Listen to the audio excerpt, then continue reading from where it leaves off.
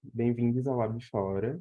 Nós somos um projeto artístico, educativo, voltado para a formação e diálogo com saberes contra-hegemônicos e outras formas de se pensar a imagem, a palavra, o som, a arte, a cultura. Chegamos hoje ao primeiro encontro do módulo 4, Modos Críticos do Fazer Autobiográfico, facilitado a todos pelo Lucas Alberto Miranda, com os nossos intérpretes Ana e a Cláudia, que vai chegar depois. O Lab Fora foi selecionado, tem apoio e é realizado com recursos Funcultura e edital de seleção de projetos, número 017/2021, da Secretaria de Cultura do Estado do Espírito Santo. Eu vou deixar vocês à vontade com o Lucas, e é ele quem vai guiar o encontro, então eu estou no chat para qualquer dúvida. É isso, gente. Obrigado, Phoebe. Obrigado, Ana. Então, gente, boa noite. Vocês estão... Acho que está todo mundo ouvindo bem, pelo menos. O computador aqui diz que sim. Ansiedades, síndrome do pânico, tudo junto. Vamos começar. Bem, primeiro quero agradecer de novo a Phoebe, ao projeto Lab Fora, que, enfim, né, faz parte de um pensamento já que há um tempo foi desenvolvido. Recebi um e-mail uma vez, fiquei muito feliz e deu tudo certo, estamos aqui agora. E desde então, acho que muitas coisas caminharam, tanto na minha pesquisa, quanto nas formas como eu penso em transmiti-la. E é a primeira vez, então, que eu estou, acho que expondo, não vou dizer resultados, mas talvez algumas pistas dos caminhos que eu tenho percorrido para pensar isso que é o título para o módulo, né? Os modos críticos de fazer autobiográfico. O que seriam esses modos críticos? E por que o interesse na autobiografia hoje? Eu pensei que talvez fosse interessante, né? Como a gente vai se encontrar aí mais algumas vezes, que a gente tivesse uma pequena apresentação de quem quiser dizer, enfim, pronome, nome, enfim, alguma informação que me pareça relevante e talvez, se alguém quiser expor o interesse que tem já nesse campo da autobiografia ou o interesse no módulo, que a ideia é poder fazer com que os outros encontros também sejam pensados um pouco a partir do que a gente vai discutir nesse. Então, por mais que tenha lá uma programação, eu estou bem aberto a poder fazer manobras juntos. Eu queria começar assim, então, se a gente puder, que vocês talvez abram o microfone para falar algum tipo de interesse na questão, ou, enfim, quem quiser mesmo, né? Ok, pode ser.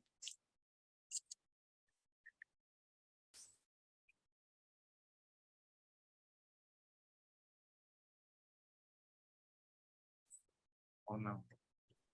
Pode ser. Pode ser eu? Pode ser.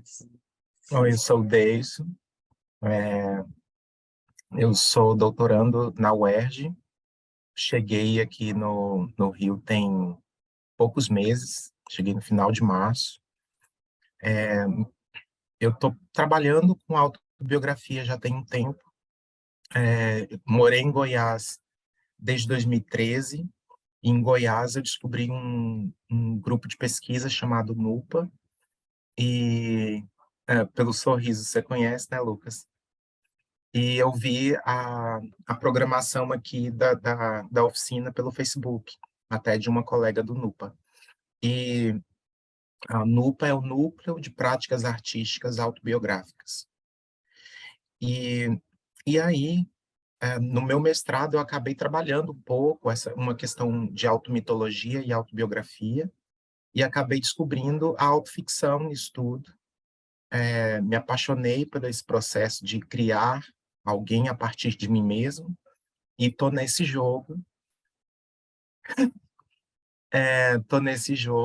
e espero que dê tudo certo. Tô ansioso também. Super. Que ótimo, ótimo, gente. Acho que é um pouco isso, assim, compartilhar, né, essas relações que vocês podem ter com a fotografia, até porque Enfim, também agradecer a NUPA, né, a Manuela, que é das coordenadoras da NUPA, né, pessoa super importante hoje no Brasil para poder pensar a questão da autobiografia, uma escritora incrível, professora da UFG, certamente vai falar aqui por algumas coisas que eu estou falando, vem um pouco a partir dela também. Então, ótimo saber que estamos em família não tradicional brasileira.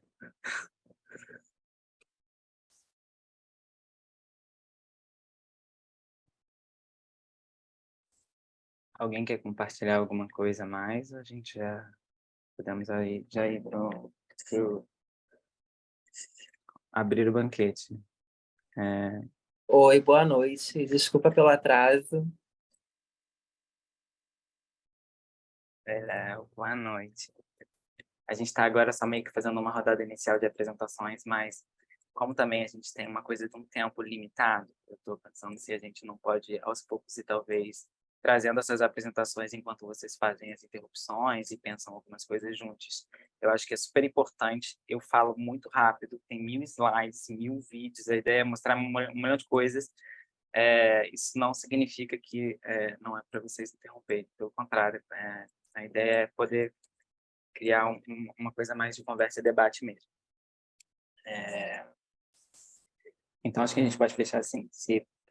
Acho que a apresentação de Deise foi ótima, mas fiquei pensando que talvez vocês possam fazer essas apresentações enquanto fazem as interrupções, e talvez as interrupções sejam formas de apresentação também das questões que vocês trazem e como elas se agarram ou desagarram com o que eu estou trazendo aqui. Eu vou compartilhar aqui a tela, mas antes eu queria só me apresentar rapidamente, né? Meu nome é Lucas Alberto, eu sou formado em artes pela UF, em psicologia, e eu tenho estudado a questão do autobiográfico desde a minha graduação em artes na UF, né? Principalmente, comecei a estudar mais no campo da academia, no mestrado, doutorado nessas, né, de forma mais institucional, acadêmica, no mestrado. E eu acho que a questão da autobiografia surgiu para mim não a partir de uma denominação que eu trouxe, né? Mas sim quando alguém me perguntou se o que eu estava fazendo era autobiográfico. Foi uma dúvida que, naquele momento, tipo 2016, 2017, ficou comigo, e depois eu resolvi também não responder, mas de alguma forma devolver essa dúvida. E comecei a me interessar por como essa palavra, autobiografia, circulava na crítica de arte, na forma como algumas pessoas tratavam suas próprias poéticas, porque alguns artistas recorriam a esse termo e outros não. E comecei a fazer uma pesquisa mais histórica do aparecimento do termo autobiografia no campo das artes no Brasil. Foi bem difícil, é um termo que, enfim, parece já circular no campo das artes desde o início do século XX, assim, com uma protuberância a partir da década de 80, mas na forma de assimilação de algumas poéticas no Brasil, principalmente, a questão do autobiográfico parece ter encontrado um lugar de maior repercussão a partir dos anos 2000. A apropriação desse termo, né? E a utilização desse termo para nomear certas poéticas e afirmar sobre alguns artistas algumas coisas. Então, talvez entender o que significa falar que alguém está fazendo uma obra autobiográfica, né? No campo da arte contemporânea.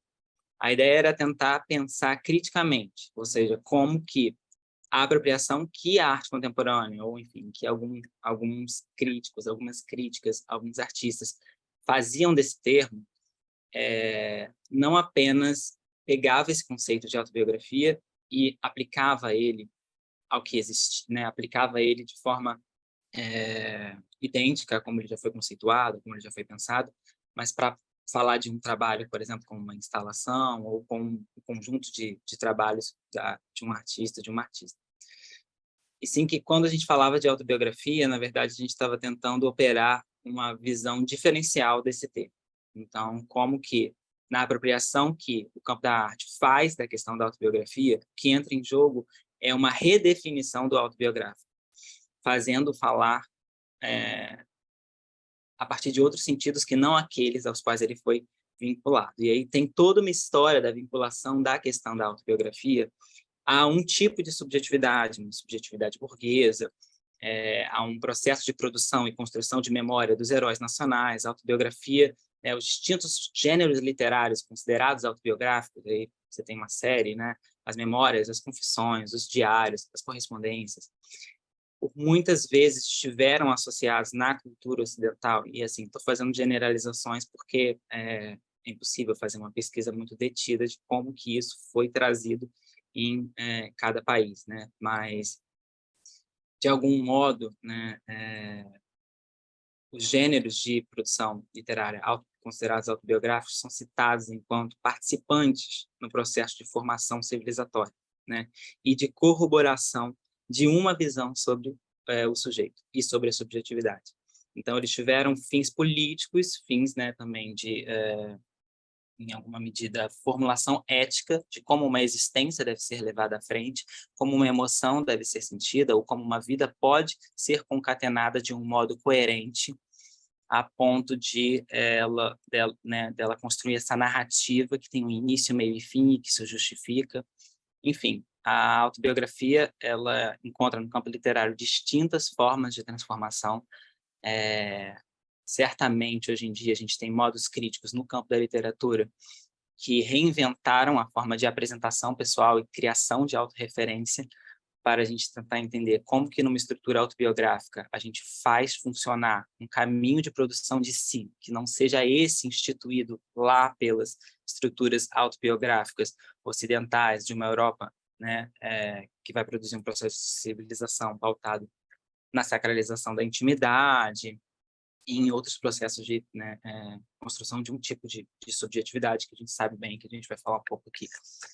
Mas como que na literatura, enfim, diferentes, né, autoras aqui no Brasil, Conceição Evaristo, Leda Maria Martins, e a própria Glória Zaldúa, a gente pode também pensar como uma pessoa que estiveram já por muito tempo escrevendo essas autobiografias, que eu gosto de chamar de desautorizadas, produzindo uma estrutura de afirmação de si que não recorre a um modo de enunciação previamente estabelecido.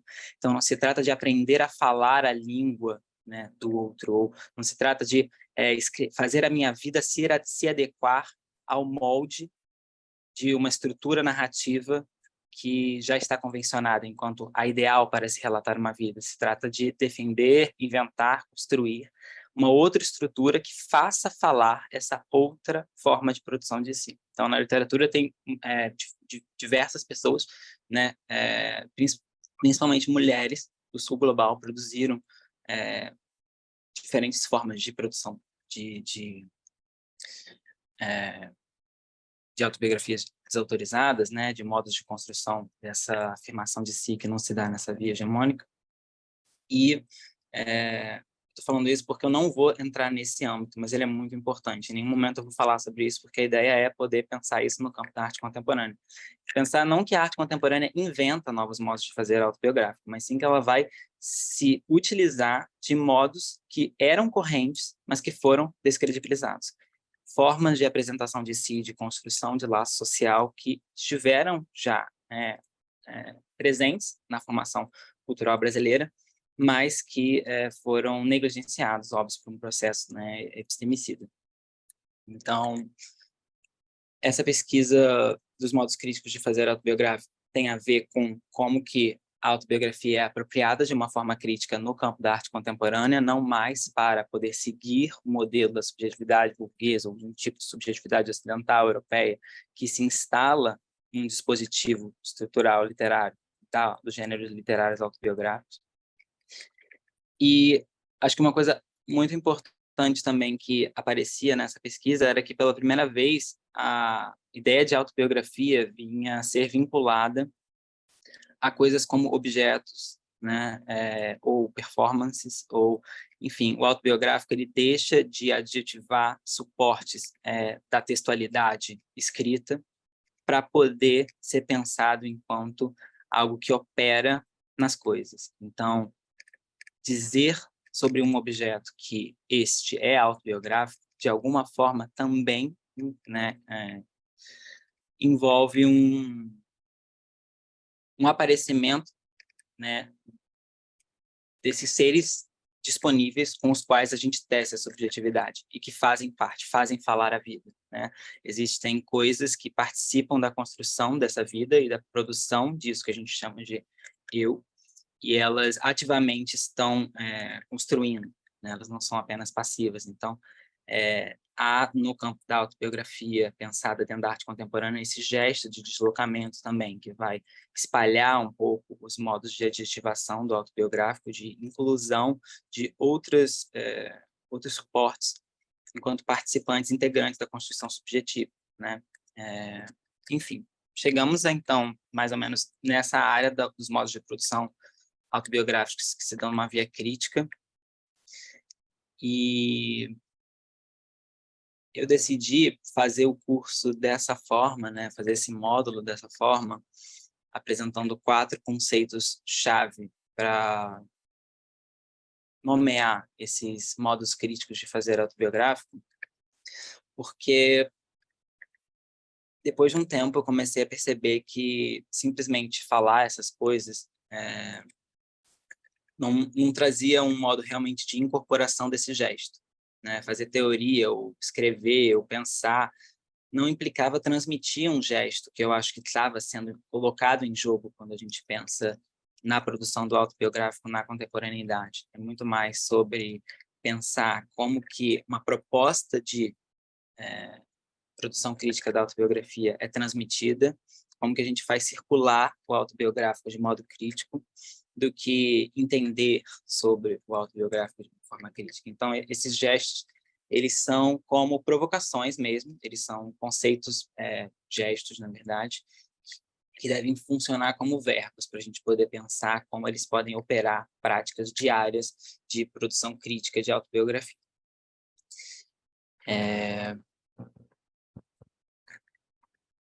Esse primeiro momento, né, esse primeiro encontro, o conceito, o gesto, o verbo, a identificação, que é um termo que surgiu para mim lá em 2018, e que desde então eu venho tentando pensar um pouco o que é isso, esse processo de construção de identificação que se dá numa via ficcional.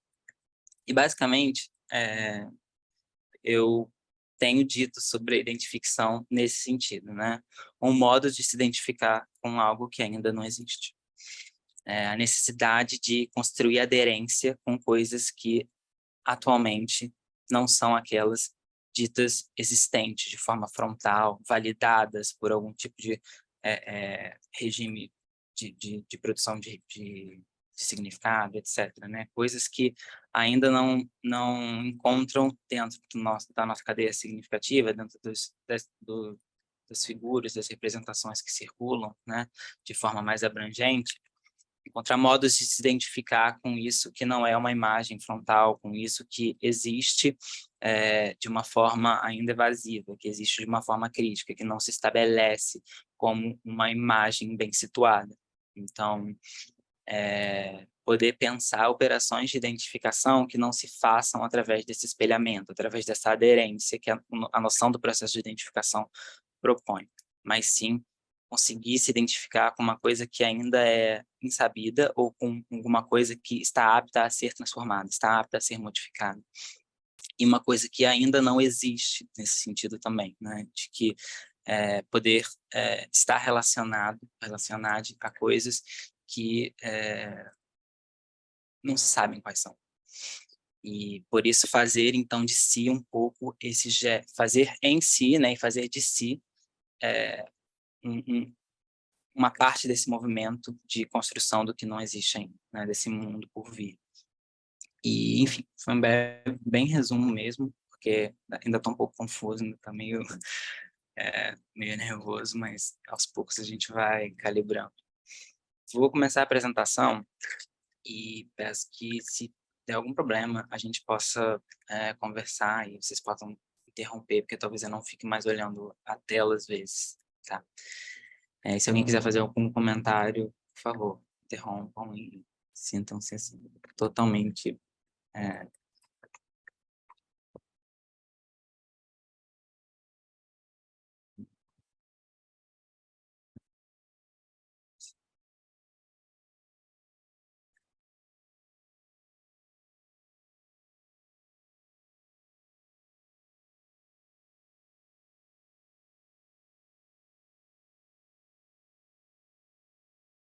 Vocês estão ouvindo, né? Acho que tá tudo certo. Tá, então... Tá dando para ver, sim. De boa. Tá. Eu pensei na gente começar com essa música da Solange. E a gente vai ver por quê. Deixa só a apresentação começar. Tá.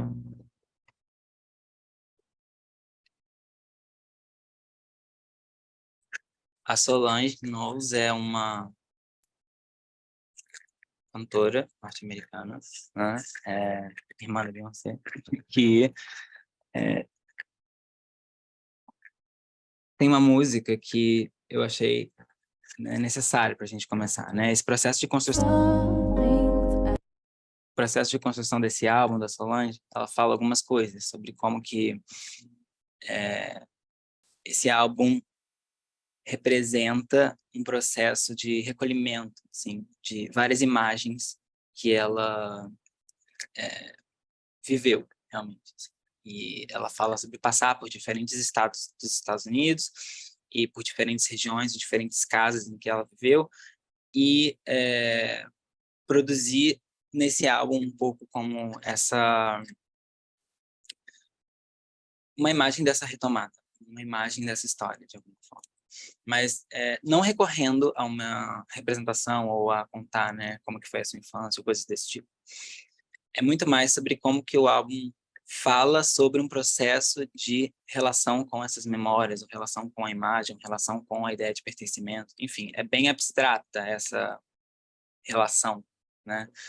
Mas quando você ouve o álbum, mas essa música especificamente, eu acho que ela traz, né, a primeira música do álbum, ela traz algo que nos interessa e que também faz a gente entender um pouco melhor isso que eu falei da relação dela com esse álbum, né, e com a noção de memória, né? A música inteira repete essa frase que eu vou colocar aqui como legenda em português, eu acho que vai aparecer.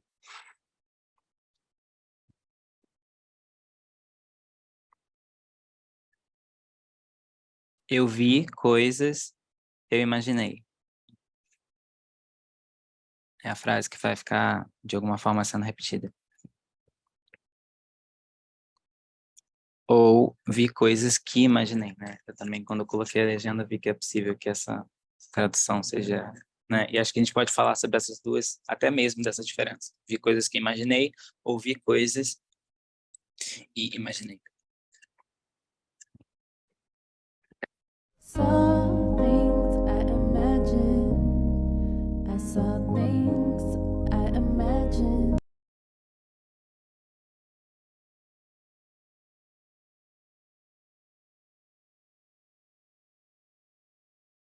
Não vou mostrar tudo para a gente não ficar o tempo inteiro nisso. Mas essa repetição, né, dessa frase, saw things I imagine, eu vi coisas que eu imaginei, ou eu vi coisas que eu imaginei. E essa divisão entre o que é visível e o que é imaginável. Existe uma dicotomia possível entre essas duas questões. E, às vezes, para certos enunciados são configurados enquanto enunciados que dizem algo que foi visto e outros são ditos em nome de algo que foi imaginado. Isso não é uma distribuição gratuita, não é uma distribuição que não está submetida a certos compromissos políticos, né? A ideia de que certos sujeitos foram historicamente marcados, né? Algumas formas de enunciação foram consideradas imaginativas, de alguma forma descredibilizadas enquanto compromissadas com a verdade, com a produção do conhecimento, e como outras foram estabelecidas enquanto imagens verdadeiras, que podem ser ditas enquanto visíveis, que podem ser compartilhadas numa realidade imaginária que é considerada real, considerada normativa, considerada padrão, considerada aquela com a qual todos deveriam se relacionar. Nesse específico trecho, né, que ela fica repetindo essas duas frases, essa crítica, a Clarissa Brooks, ela faz toda uma análise sobre por que o álbum começa com essas duas frases e qual é a força encontrada nessa produção de repetição, né?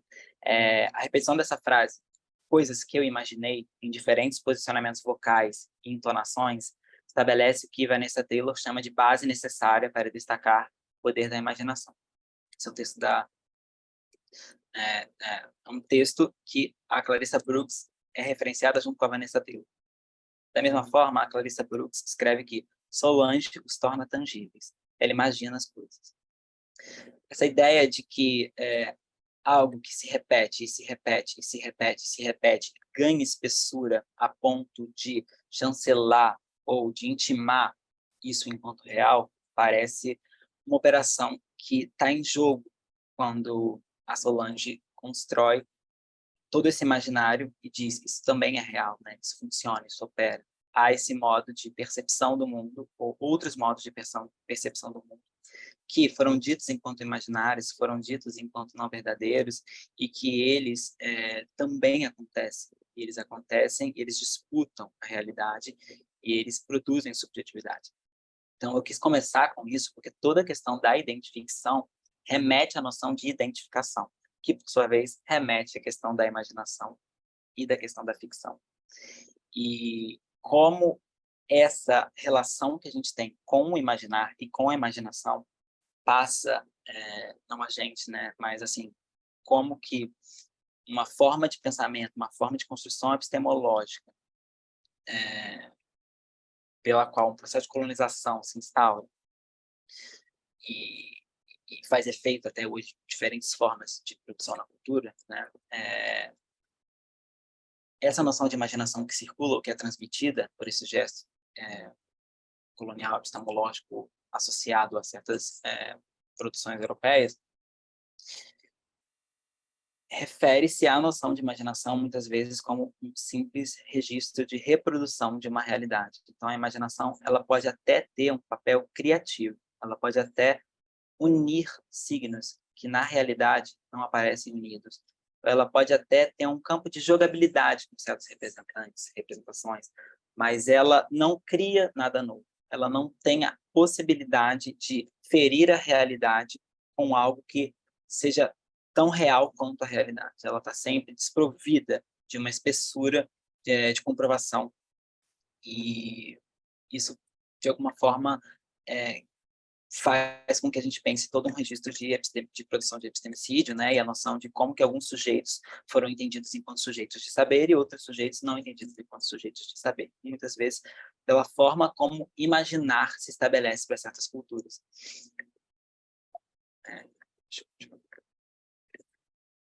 E aí eu acho que depois da Solange, foi meio que só uma abertura mesmo, a gente pensar com frases disparadoras. Cada encontro eu acho que é interessante a gente começar com uma frase disparadora. E essa frase é uma frase da Jota Mombassa, que, enfim, além de artista, escreve, tem uma múltipla produção e escreveu esse texto, né, uma redistribuição desobediente de gênero anticolonial, de violência, publicado em 2019 no livro Não Vamos Matar Agora. E essa frase, o poder insuspeitado das ficções é o de ser cimento do mundo, porque não podemos construir o que não podemos imaginar, de modo que tudo que está construído precisou antes ser imaginado. E aí reside o poder das ficções. Eu quero abrir com essa frase, porque essa frase já estabelece diferentes parâmetros, diferentes campos para a gente poder pensar o que a gente vai tentar abrir como uma espécie de baralho agora. Cimento do mundo, né? Fazer da ficção cimento do mundo e entender essa ideia de cimento do mundo como a realidade, né? É já entender que participa da construção de realidade um processo de ficcionalização, ou que a realidade está também sendo produzida a partir de uma ficção que é convencionada enquanto verdadeira, ou que é mais adequada para alguns tipos de manutenção de poderes, manutenção de funcionamentos do ciclo social. A ideia de imaginação é trazida pela Jota Mombassa aqui como justamente aquilo que, né, a necessidade de imaginar, ou a imaginação, ela é anterior à construção desse mundo por vir. Ela é necessária para que se possa falar sobre outra coisa que não isso que está sendo vivido, né? Então, muito pelo contrário do que a gente entende enquanto imaginação reprodutora, que é como a imaginação é tratada pelos principais filósofos ocidentais, né, Aristóteles, Descartes, por exemplo, entenderam a imaginação nesse campo. de reprodução de imagens que já existem, não produção de imagens que ainda não existem. Então, aqui a imaginação já é um operador para a construção de outro mundo, e não para a reprodução do mundo que existe, né? E tudo que foi construído precisou antes ser imaginado. E aí reside o poder da ficção. E a ficção, então, é trazida agora como um novo termo nessa citação, né?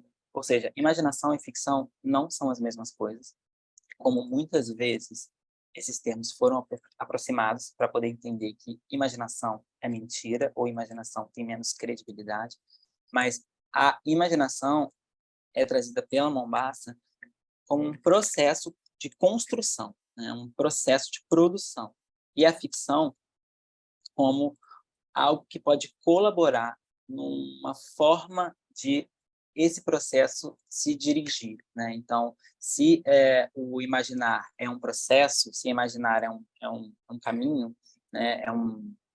É uma função muito mais, é uma operação, talvez a ficção seja um método para essa função, seja um modo de fazer imaginar, ou como que a gente pode imaginar a partir da noção de ficção.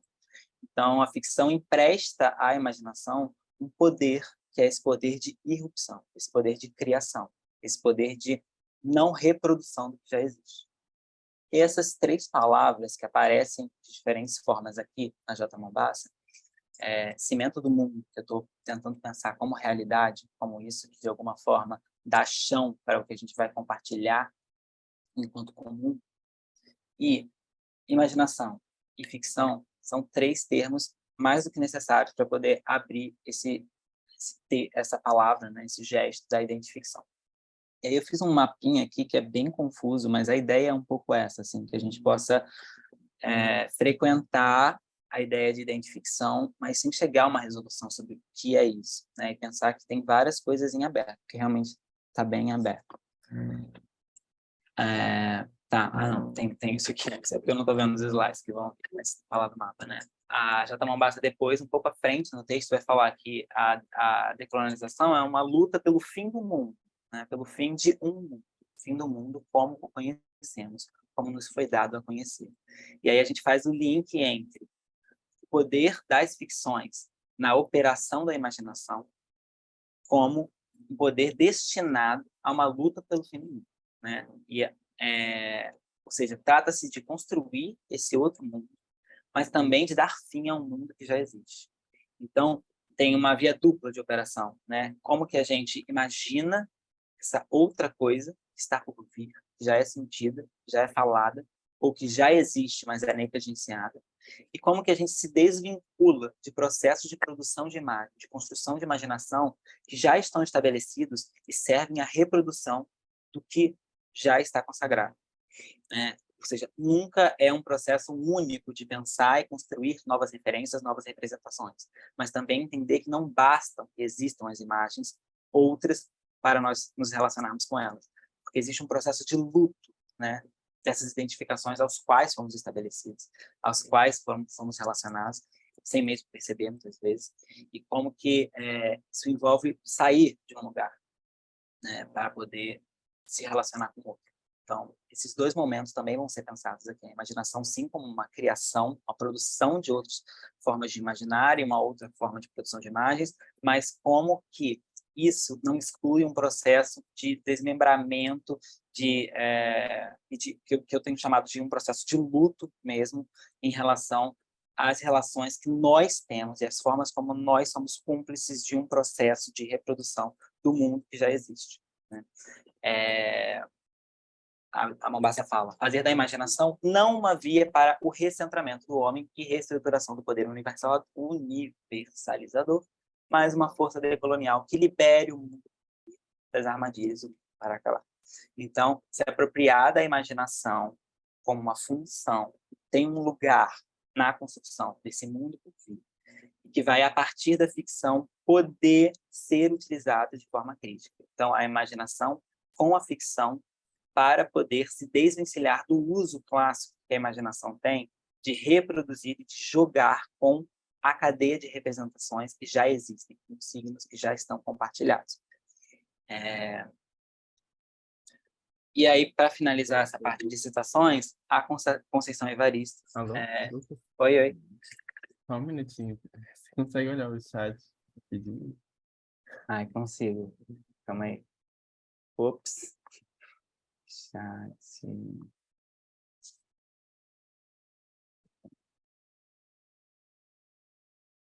Quer dizer, eu não sei se eu consigo. Eu tô tentando, mas tá difícil. Como que eu amplio a tela de novo? Aqui. Chat.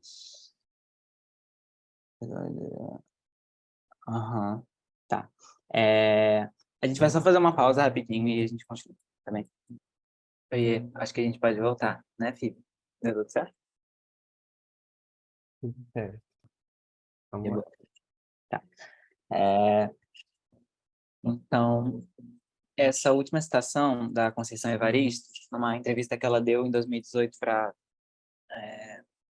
a Júlia Carneiro, que ela fala: há uma voz hegemônica que quer ser paradigma de tudo, mas isso não significa que o povo não criou ou não cria as suas vozes, as suas utopias. Essas vozes, essas utopias, essas formas de reação, essas táticas, elas sempre existiram. Então, por mais que a gente esteja falando de um processo hoje, talvez, de criação de modos críticos de fazer autobiográfico, ou modos de produção de imaginação que não sejam esses vinculados aos que são tratados enquanto hegemônicos, não se trata de invenção, né? Mas sim de se utilizar de processos que já estavam acontecendo, que foram negligenciados e que foram tratados de forma menos consagrada, né? E passaram por um processo epistemicida. Então, também na Conceição Evaristo, essa ideia de que outras vozes circulam, produzem outros paradigmas, e a ideia de paradigma como essa imagem que define um modo de operação, um modo de pensar, define como uma espécie de retrato epistêmico de uma sociedade, um retrato de um modo de funcionamento de um grupo, né? Essa voz hegemônica que quer ser paradigma de tudo, mas ela não impede que outros processos reajam a ela, né? E aí, para poder falar dessa ideia de reação, que é um pouco que a gente está trazendo aqui, já que a gente está falando sobre um modo de imaginar que vai se desambiguar das formas de produção imaginária que já estão, né, em circulação, ou que estão em circulação, são valoradas de modo hegemônico, como que a gente está pensando em reagir a essa forma, né, de conhecer o mundo que nos foi dada, né, o mundo como nos foi dado a conhecer, como reagir a esse processo que faz efeito em nós, e como que a gente, não necessariamente, isso significa uma luta que esteja ligada simplesmente em destruir esse modo de imaginação que já existe, né? Por quê?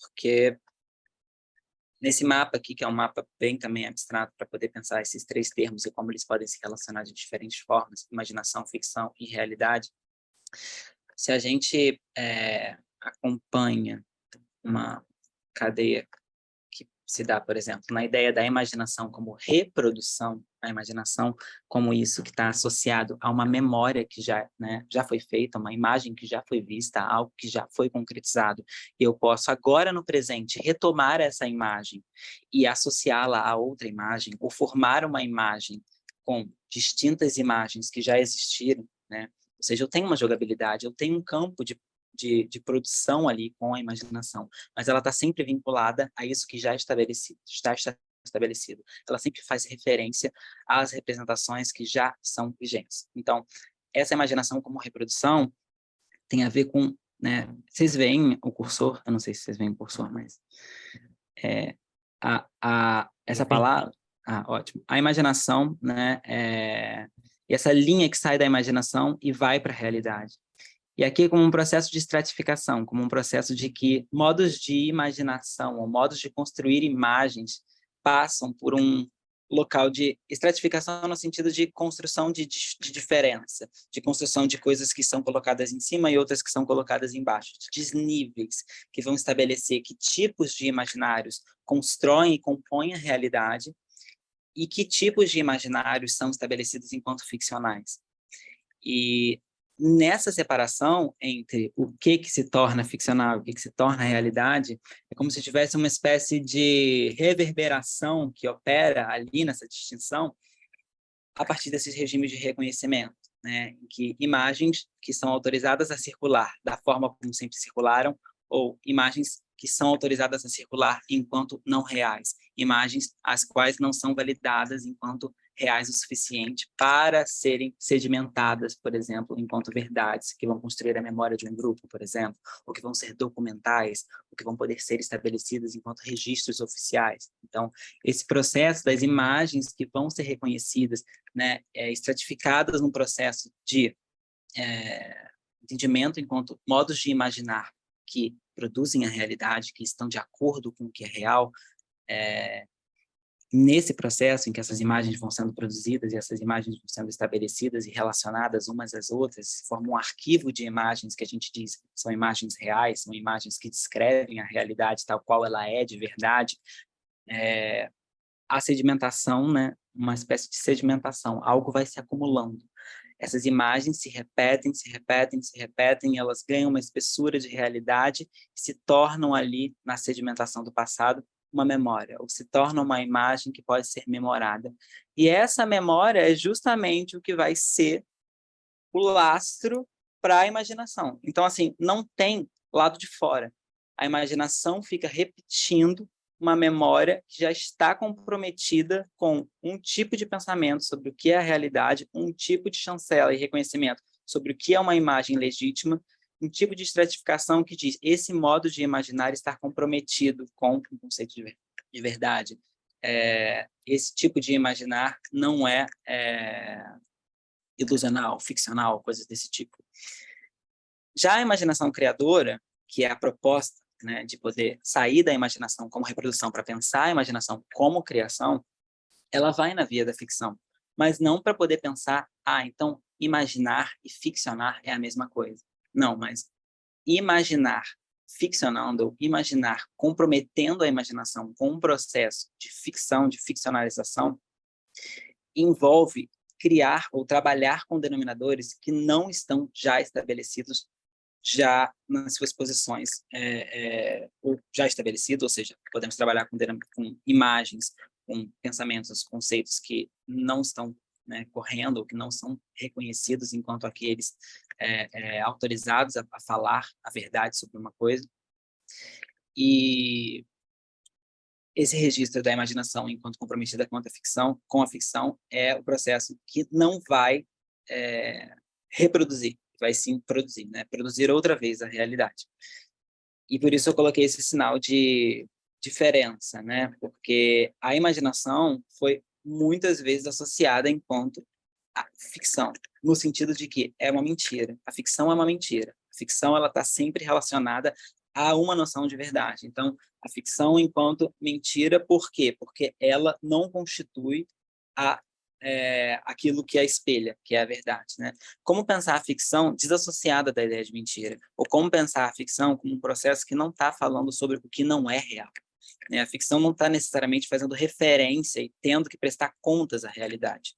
Porque, desse modo, você, de novo, faz essa dicotomia. Então, a ficção, ela está ali, ela pode ser produzida, mas ela sempre está sendo referida a uma realidade que a exclui.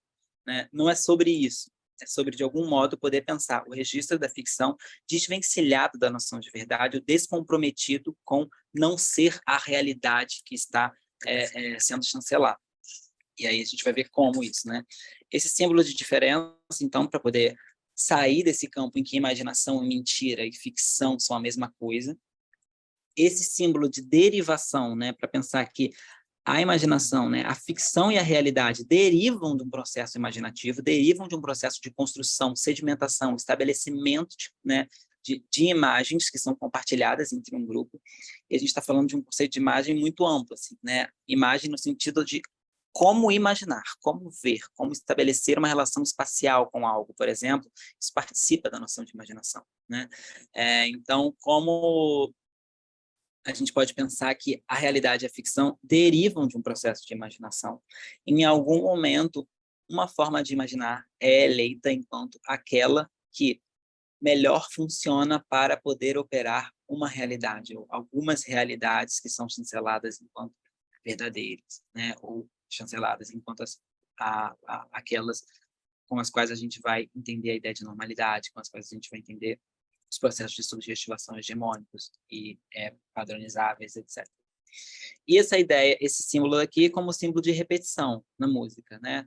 Fica essa cadeia de uma repetição em que a imaginação está sempre associada a representações que já existem para reproduzir uma memória que já existe, e eu até posso criar outras narrativas com coisas que já existiram, mas eu sou refém dos significados que elas já possuem, eu sou refém dessa sedimentação, desse passado que já está estabelecido, comprometido com uma ideia de sentido, com uma ideia de significado, com uma ideia de memória, com uma ideia de verdade, de história sobre um grupo. Então, eu trouxe... Deixa eu só fechar minha janela rapidinho.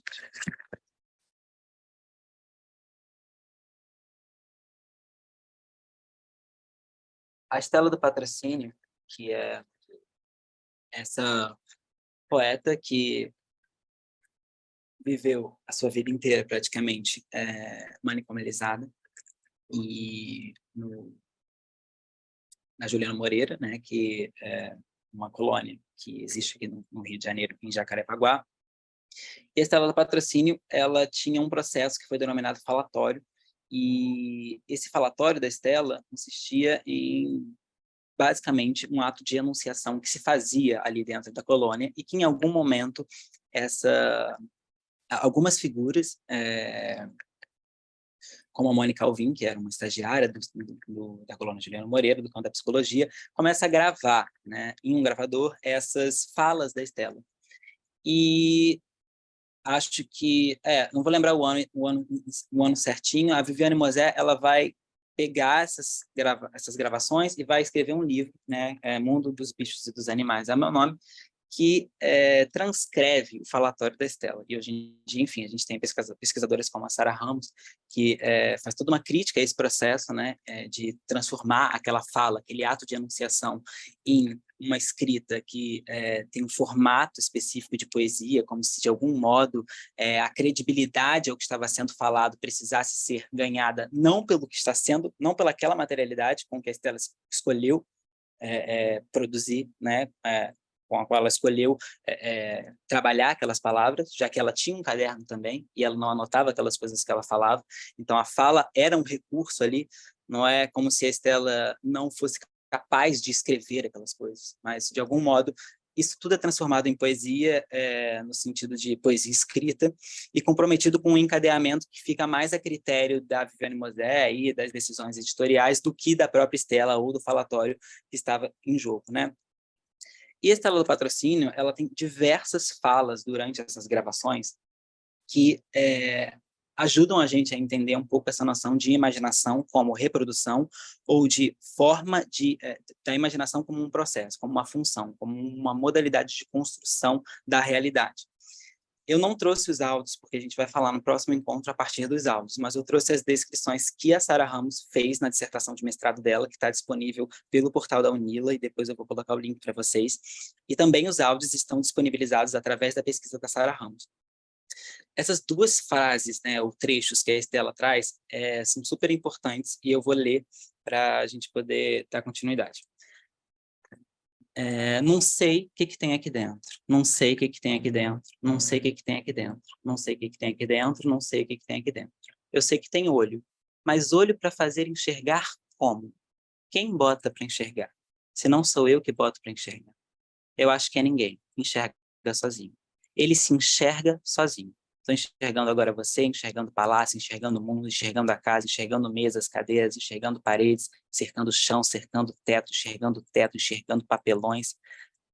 Isso tudo, né, que a Estela começa a descrever, que ela está vendo, é muito curioso, porque ela faz a pergunta, que é a pergunta que mostra como o ato de ver, ou o modo como nós imaginamos, ou há algo que antecede esse processo. Há uma fórmula, ou uma perspectiva, ou um enquadramento que estabelece o processo do enxergar e que faz com que esse olho que está aqui dentro, mas que eu não sei como, é colocado a enxergar. Então, isso retoma a ideia da J. Mombassa de que existe um mundo que nos foi dado a conhecer, né? E nos foi dado a conhecer através também de processos de produção de imagem, de imaginação, né? De relações com essas imagens. E a Stella questiona justamente quem é que bota para enxergar esse olho que é meu, né? O meu olho se torna funcionário do imaginário de quem, né? Quais são as imagens que eu preciso enxergar, que eu preciso fazer o meu olho enxergar? Quais são as imagens que não podem assumir visibilidade, que não podem ser trazidas enquanto reais? Logo depois, a Stella fala assim: eu vejo o mundo, a família, mundo e a família. A família que vive no mundo e vive na casa, que está sempre no mundo, que está sempre na casa. E a doutora Elizabeth disse para mim assim: e você queria ver mais do que isso para quê? E você queria ver mais do que isso para quê? Essa é a pergunta, né? E você queria ver mais do que isso para quê? Para que você quer ver aquilo que não está sendo mostrado? Por que é necessário para esta mulher que está manicomializada há mais de décadas dentro da colônia Juliano Moreira, sofrendo um processo, né, que tem totalmente a ver com um contexto racial e social no Brasil, classial também. A Stella era uma mulher negra que foi manicomializada, basicamente, porque foi encontrada na rua, né? Não tem uma explicação plausível que possa ter dado a ela o diagnóstico que lá dentro foi estabelecido. E a Stella não apenas foi manicomializada, como a mãe dela também foi manicomializada e morreu na colônia Juliano Moreira. Então, você tem um processo histórico-social de produção de manicomialização no Brasil que tem a ver com um processo eugenista e higienista, né? E o que ela se pergunta ali dentro o que a médica pergunta a ela por que você quer ver mais do que isso, né? E o que a gente está se perguntando aqui também é um pouco isso, né? Como que eu vejo outras coisas ou para que eu quero ver essas outras coisas, né? E é muito forte como essa frase, essa pergunta, que é uma espécie também de prescrição, né? Tipo, você não precisa ver isso, né? Você não precisa ver outras coisas. Como essa pergunta é feita na boca justamente de alguém que assume ali naquele lugar uma posição privilegiada, né? De anunciação dos discursos sobre a verdade, a médica psiquiatra. A ideia de imaginação reprodutora, né, que tem um pouco a ver com como eu não vejo além disso, como eu faço com que o imaginar seja um processo de reprodução, ela é muito associada a uma compreensão sobre a imaginação, que é essa de que imaginação tem a ver com imagem e tem a ver com figuração. Então, a imaginação é a capacidade de evocar ou reproduzir imagens, mesmo em ausência do objeto. Ou seja, existe um potencial criativo da imaginação, existe um potencial de autonomia, porque a imaginação pode recriar aquele objeto ou recriar aquela cena, mesmo ela não estando presente. Mas isso é o máximo de jogabilidade política que a imaginação tem nesse contexto reprodutor, porque ela, mesmo assim, está a serviço dessa ideia de evocação, né, e de reprodução, e nunca de criação, nunca de invenção, nunca de transgressão e ruptura. Essa produção representa apenas uma das atividades da imaginação, a mais trivial, formar imagens figurativas. Parece necessário abordar outros modos potenciais da atividade imaginativa e, consequentemente, outras noções de imagem. A imaginação reprodutora é assumida por várias teorias e confere à imaginação essa função coadjuvante restrita na construção do conhecimento humano. É uma das concepções mais recorrentes para pensar a formação do imaginário. Então, outro conceito, outra palavra que vem aí, imaginário, né? O imaginário, então, como o resultado da sedimentação desse processo de imaginação reprodutora, né? Quando diferentes imagens são produzidas ou diferentes modos de relação com o visível, né, são repetidas, chanceladas através de diferentes discursos, através de diferentes práticas, chega a um nível de construir isso que a gente vai chamar de um imaginário. E esse imaginário, então, para poder, por exemplo, falar como o relicário ou coisas desse tipo, como esse grande arquivo de diferentes representações ou de diferentes modos de operação que vai ser estabelecido ali enquanto aquilo que a gente tem acessível para poder utilizar, para poder reproduzir, né? Então, o imaginário como essa sedimentação dos resultados que um processo de imaginação produtora traz, né? E o imaginário, então, como esse reservatório, esse lastro de diferentes imagens, diferentes modos de relação com o espaço, diferentes formas de figurar, ilustrar, representar, ele tem um lugar específico na experiência humana.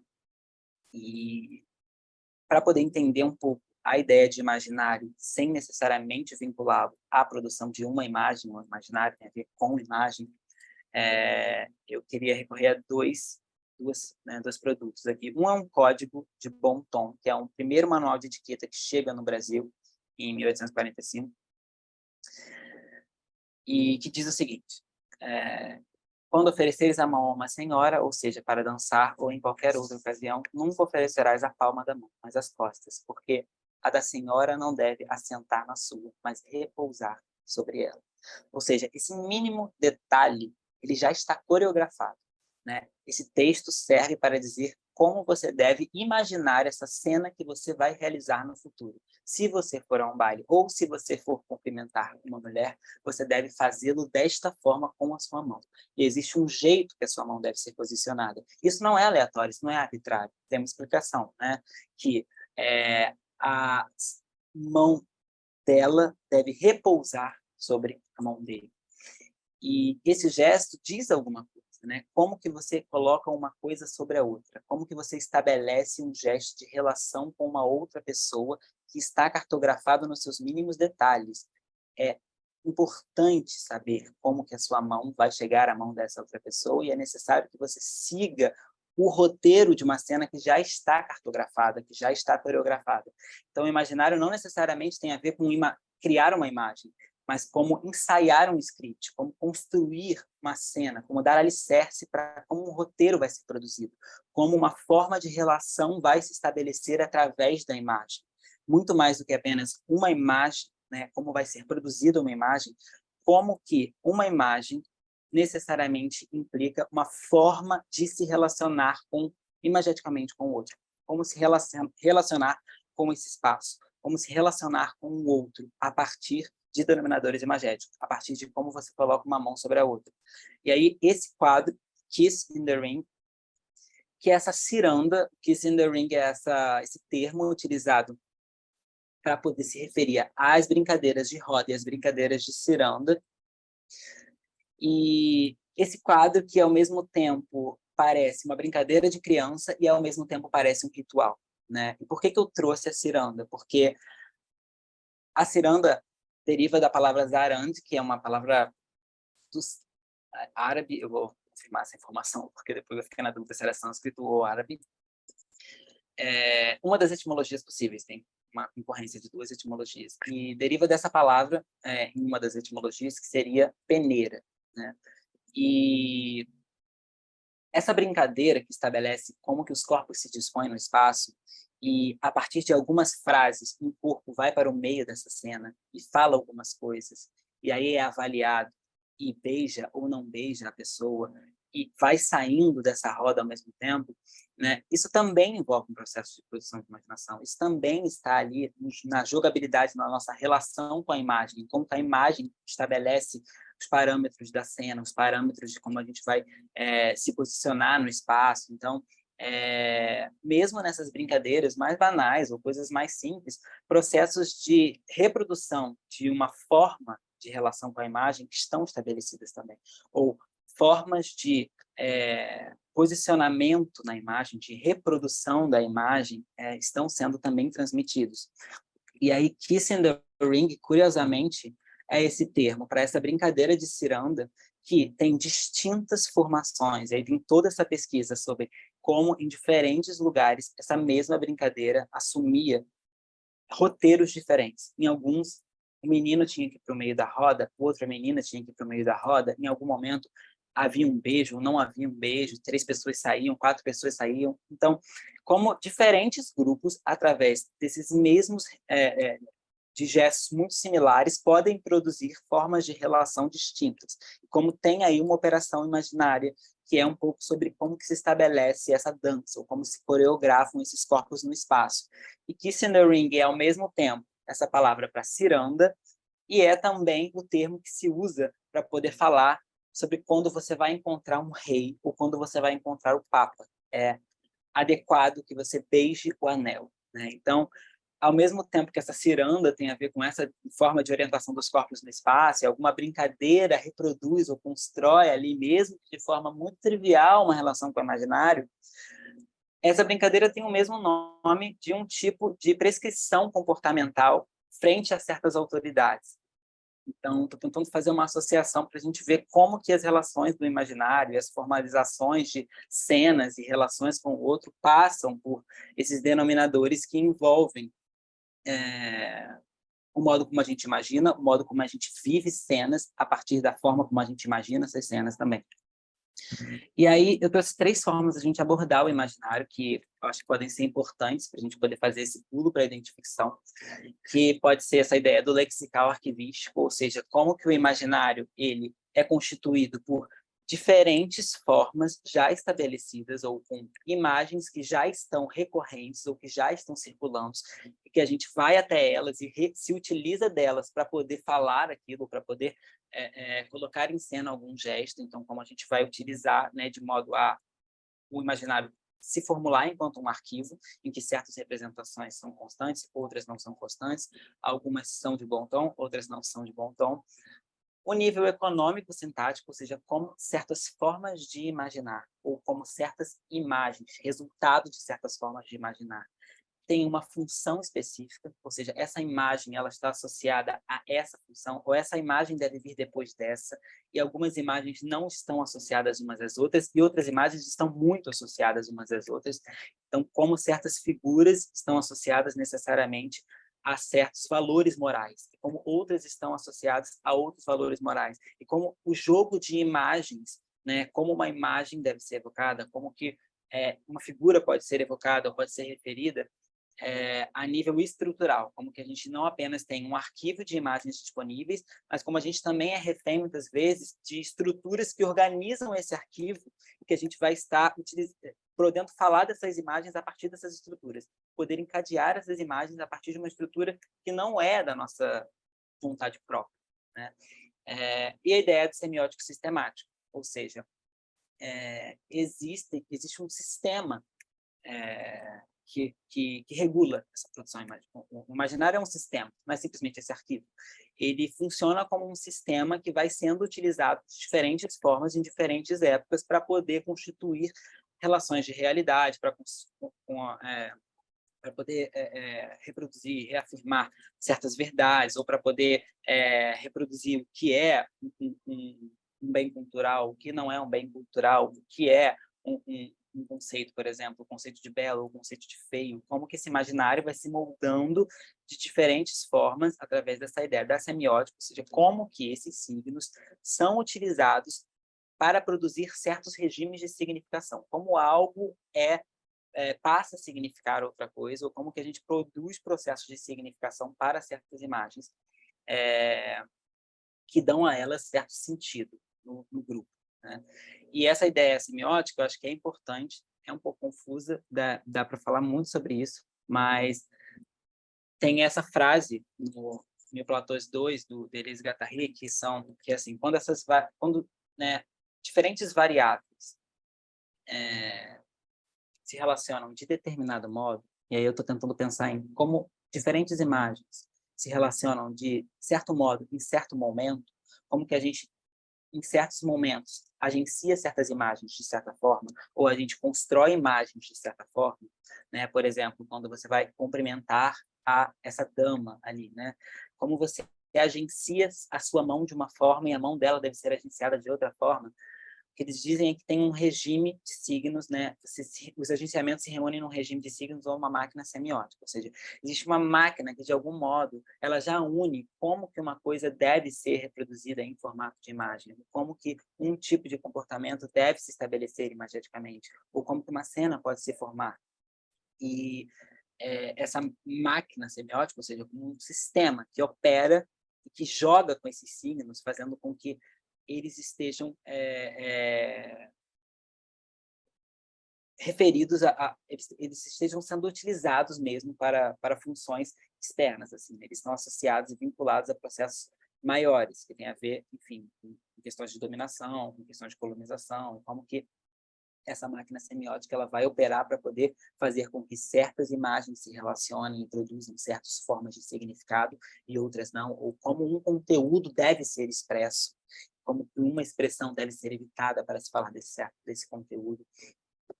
Trouxe isso só para a gente poder pensar que o imaginário não é simplesmente essa, né, sedimentação de várias imagens que constituem o que é aquilo que é regulamentado enquanto representável, enquanto visível, enquanto real, né? Ou seja, aquilo que a médica dizia para a Estrela do Patrocínio, né? Fique com isso que está aí, fique com o imaginário coletivo, fique com isso que está aí partilhado, né? Não é só isso, né? Assim, mas existe, quando se fala isso, se fala fique com a forma como esses signos estão sendo agenciados, fique com essas imagens, fique com o modo que elas já estão relacionadas, da qual você vai ter que vai ser funcionária dessa estrutura que já existe, e desse regime semiótico, que já deu significado para certas aproximações. Mesmo que você tente fazer, você está refém dessas aproximações, dessas construções de significado e sentido que já se estabelecem nesse arquivo. Por que falar do imaginário para falar da identificação, né? E não vou ficar muito tempo nisso, porque acho que vai ser importante no final a gente poder conversar um pouco. O imaginário e a identificação são termos que aparecem muito juntos quando a gente vai pensar a partir da psicanálise. Não necessariamente a identificação é trazida a partir da questão do imaginário em outros lugares, né? Mas é importante para mim poder fazer esse recorte, porque a identificação tem a ver com esse processo que muitas vezes acontece através da imagem, né? Muito mais do que através da palavra, a identificação, por vezes, opera nas culturas através do registro imagético, né? Como que uma imagem serve de ideal, ou como que se adequa-se a uma imagem, ou adequa-se a uma configuração, ou adequa-se a um formato, ou se relaciona com uma coisa, não necessariamente a partir da palavra que essa coisa significa, mas a partir de como essa coisa está no espaço, como essa coisa se movimenta, como essa coisa é distribuída, como essa coisa é figurada. Então, para pensar a identificação, o imaginário é muito importante, porque a identificação, de algum modo, opera através desse registro de imagens que já existem, né? Com esse imaginário sedimentado. E a identificação tende a não ser apenas uma reprodução dessas imagens que já existem, uma reprodução do mundo que já existe, né? Quando eu quero me tornar aquilo que já existiu, porque aquilo foi valorado de uma forma X, e eu desejo me tornar isso, né? Eu quero repetir esse gesto, eu quero... Então, não apenas ela reproduz a identificação, mas ela atualiza, né? Ela reifica essas imagens que estão ali, trazendo de novo elas para a realidade. Óbvio, com algum nível de diferença, mas sempre buscando a semelhança, buscando um processo de introjeção total, em que o outro seja aquilo que eu quero ser, né? E, enfim, no Freud isso aparece de diferentes formas, principalmente na Psicologia das Massas e Análise do Eu, né? Estou usando aqui porque é uma dos campos que vai conceituar o que é a identificação, mas eu nem vou entrar em detalhes sobre essas três, porque eu acho que vale a pena ficar mais com isso, com a ideia de que a identificação está muito associada a processos de reconhecimento que se passam no registro do imaginário, no registro das produções de certas certezas, né, que se dão não necessariamente a partir de uma palavra que eu compactuo, né? Eu posso dizer, eu compactuo algo com o outro quando eu escrevo, ou quando eu faço uma promessa, ou quando eu, enfim, faço um contrato. Mas existem pactos que se dão através do imaginário, e esses pactos são justamente os mais difíceis de sairmos deles, porque eles não estão vinculados a partir desses denominadores, uma linguagem que a gente pode... Eles podem até ser afetados pela palavra, mas eles já se estabelecem nessa construção da cena, né? Nessa relação mesmo espacial, nessa relação com a figura, nessa relação que se dá mesmo no modo como eu imagino alguma coisa, né? Como algo pode ser tornado plausível, visível, real mesmo. Então, o Paul Preciado traz no texto Junk, por exemplo, algumas formas para a gente poder pensar como que a identificação tem muito a ver com a imagem, com a ideia do imaginário, né? Quando o Paul Preciado vai trazendo, né, isso que ele chama de códigos semiótico-técnicos da masculinidade heterossexual ou da feminilidade branca heterossexual, enfim, nesse livro ele vai trazendo alguns registros que evocam campos de identificação que produzem o que seria, né, essa masculinidade heterossexual branca. Então, vou ler só rapidamente, por exemplo, quando ele fala da masculinidade heterossexual branca pertencente à ecologia política pornográfica pós-guerra, né? James Bond, futebol, usar calças compridas, saber levantar a voz, Platum, saber matar, saber sair na porrada, os meios de comunicação de massa, a úlcera estomacal, a precariedade da paternidade como laço natural, o jaleco, o suor, a guerra, o sexo pelo sexo, Bruce Lee, pagar uma pensão para a ex-mulher, violência doméstica, filmes de terror, pornô, jogatina, apostas do governo, o Estado, a corporação, ou seja, como que, de algum modo, são palavras que estão sendo trazidas ali, mas não necessariamente essas palavras são aquilo que vai produzir os registros de identificação, mas como que essas palavras emanam toda uma semântica, emanam todo um processo, emanam toda uma cena, emanam toda uma coreografia, né, que a gente participa e que, de alguma forma, nos afeta, e que nessa coreografia que cada sujeito vai, a partir da sua dita singularidade, se apropriar, se identificar ao seu modo,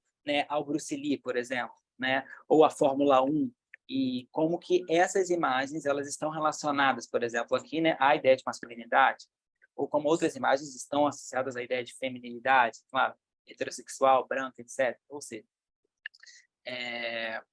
o registro da imagem é um registro de produção de identificação por excelência. E a imaginação criadora, então, seria essa imaginação que vai fazer oposição à imaginação reprodutora, né?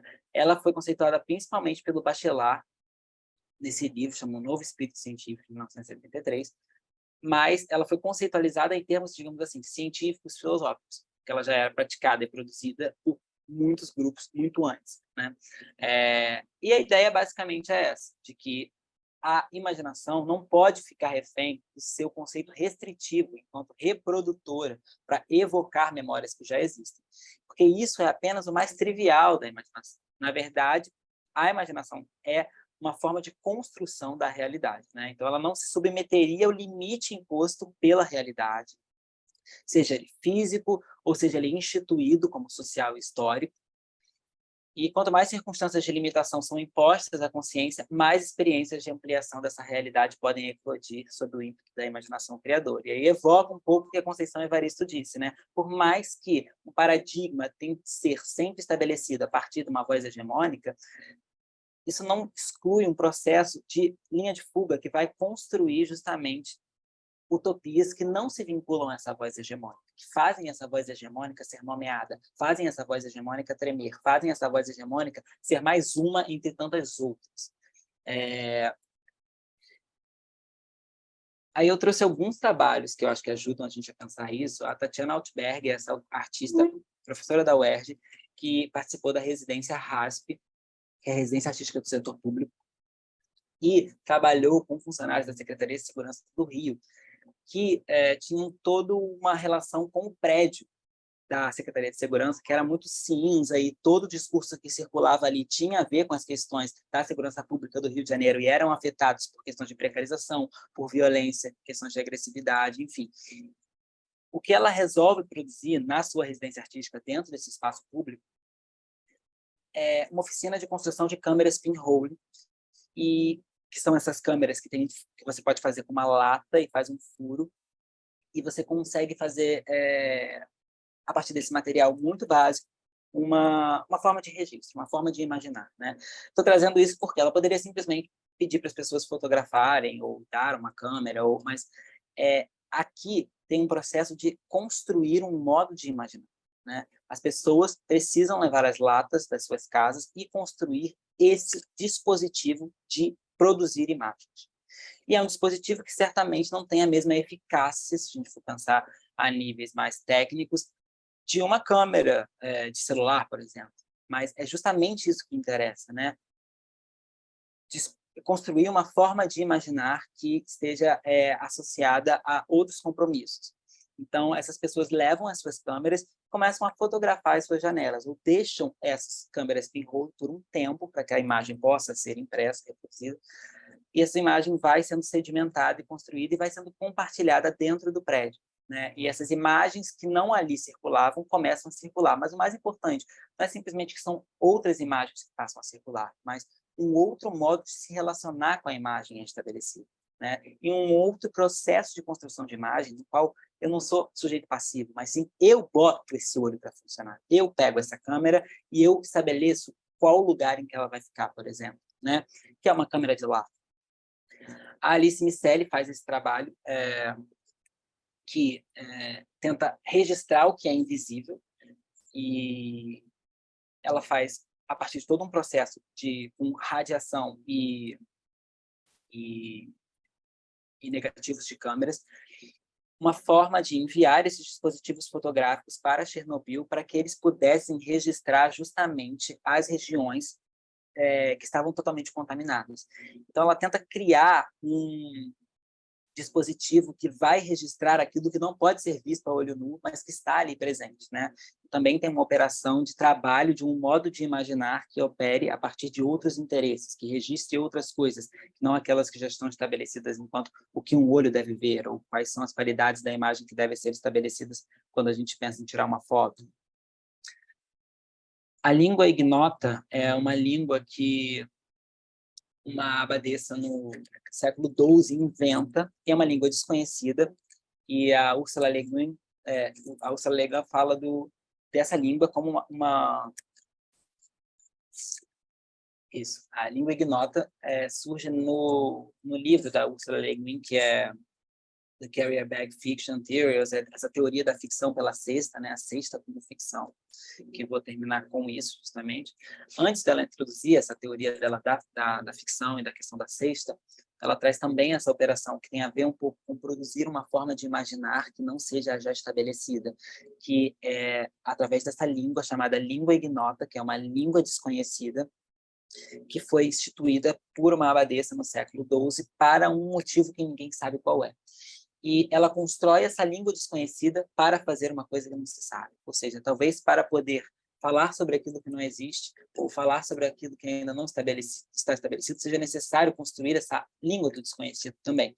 E essa língua, até hoje, é estudada para na tentativa de resolvê-la, mas ela nunca é resolvida com qual o propósito que ela foi estabelecida. Então, ela permanece como uma língua desconhecida, aberta a motivos e utilizações e construções de realidades desconhecidas.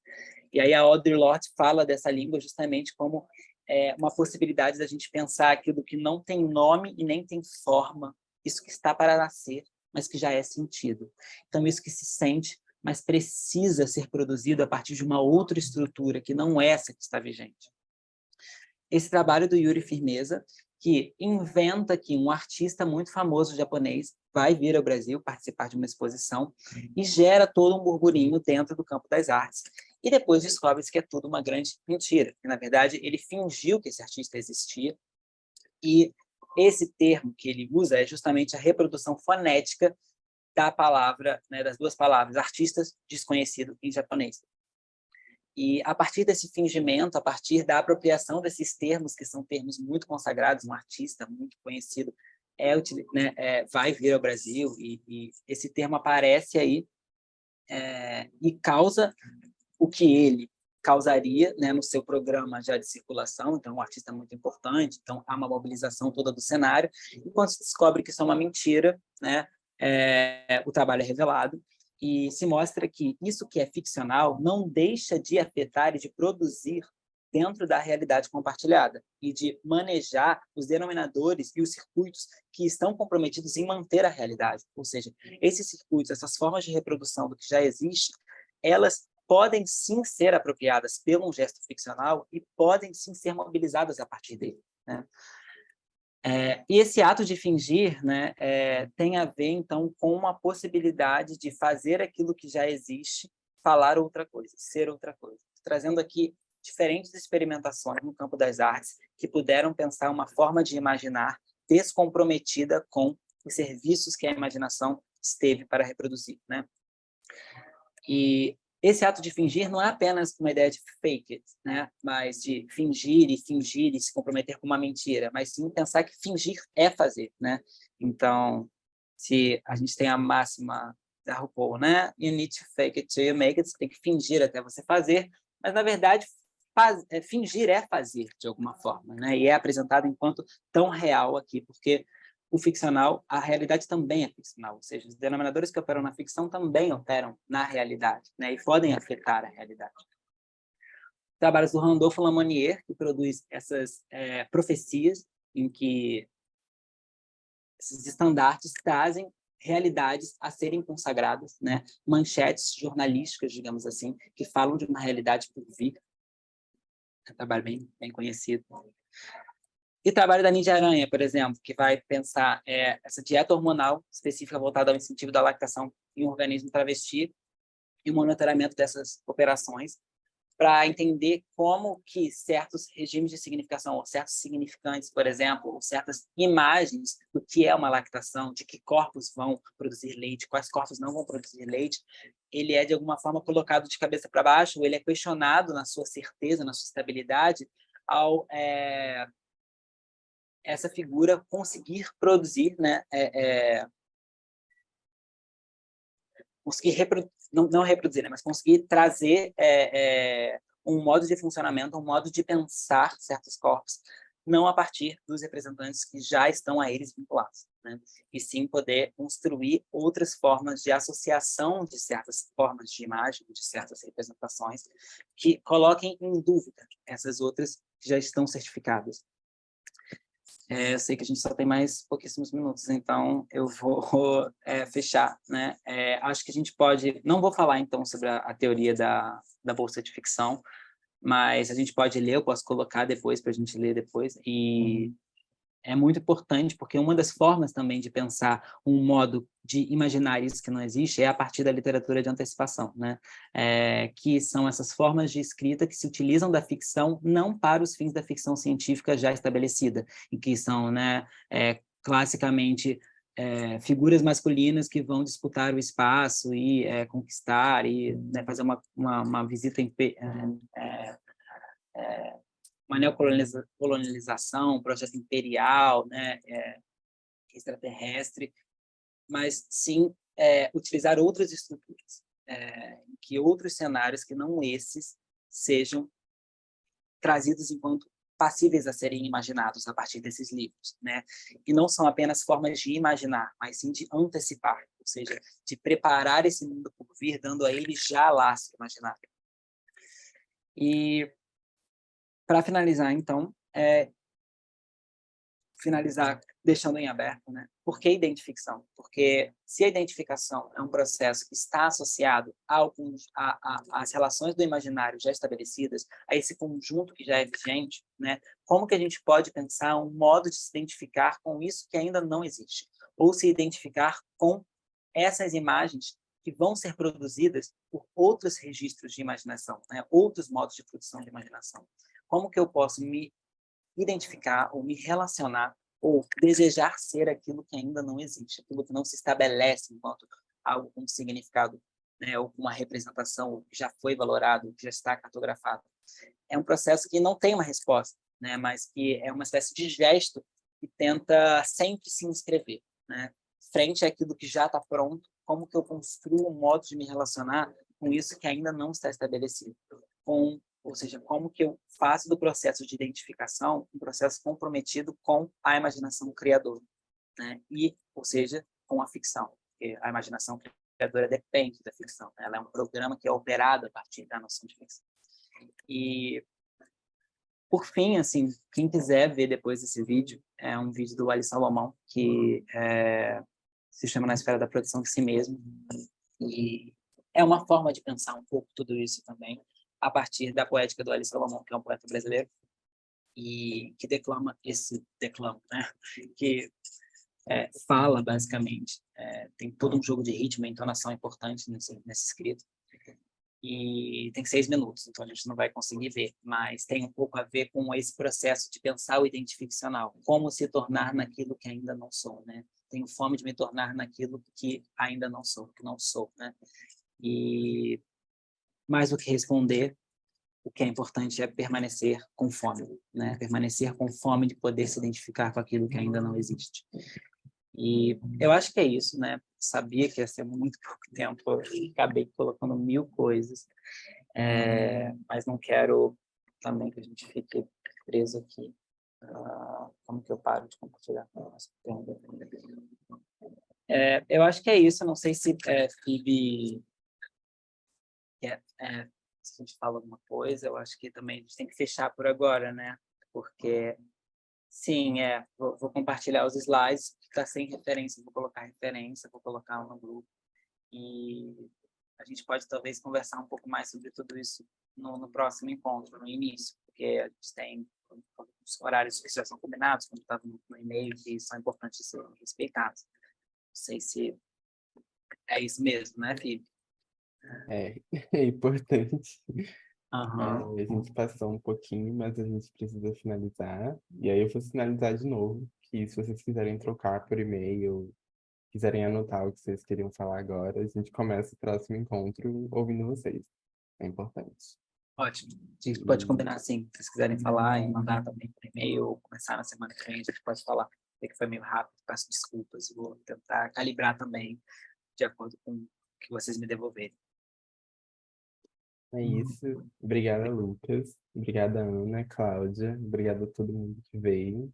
E a gente se vê semana que vem na quinta, no mesmo horário. E um beijo, bom descanso para todo mundo. Obrigado, gente. Um beijo. Até semana que vem. Até.